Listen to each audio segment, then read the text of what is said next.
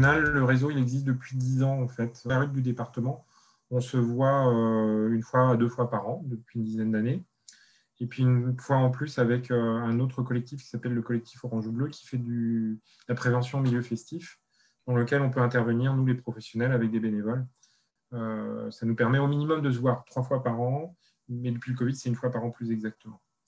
Donc on a comment dire, on a conventionné ce travail de la RDR à distance. Chaque CARUD a signé une convention avec la RDR à distance qui est dans le CARUD du Morbihan, ce qui permet de ne pas être dans la bataille de je te pique des patients, tu me piques des patients, etc., parce que ce n'était pas l'idée, et on n'est pas là-dessus.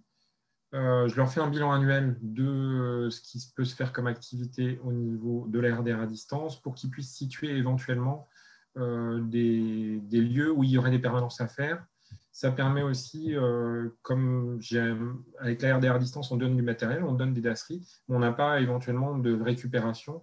Donc, lorsque les usagers me disent qu'il y a telle et telle pharmacie qui récupère, moi, je rebalance l'information systématiquement aux copains des CARUD parce qu'il y a un programme d'échange de seringues régional qui se met en place. Donc, potentiellement, c'est une pharmacie qui peut rentrer dans ce programme d'échange de seringues. Donc, ça fonctionne comme ça, c'est dans les deux sens. Ça s'est d'autant plus renforcé pendant la période Covid où, sur les 4 CARUD, il y en avait 2 qui devaient fermer parce que c'était une demande nationale, c'est des associations nationales. Ça ne s'est pas fait, donc ça a permis de continuer à fonctionner et éviter à la RDR à distance d'exploser en vol avec une trop de demandes. On s'est rendu compte aussi, et ça c'est très amusant, c'est qu'on avait des usagers en commun sur les 4 CARUD.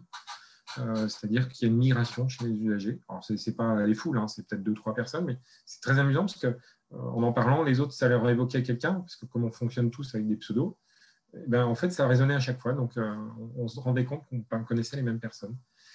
Et puis moi, dans l'autre sens aussi, ça leur permet de leur apporter des informations au niveau des expérimentations faites au niveau du réseau national de la RDR à distance, soit sur des nouveaux matériaux, soit sur des pratiques qui se font dans d'autres régions qu'on n'a pas, mais que éventuellement, moi, je n'ai pas dans le Morbihan, mais que les copains du CARUD du 29 ont, et ainsi de suite. Donc, on peut partager à ce niveau-là.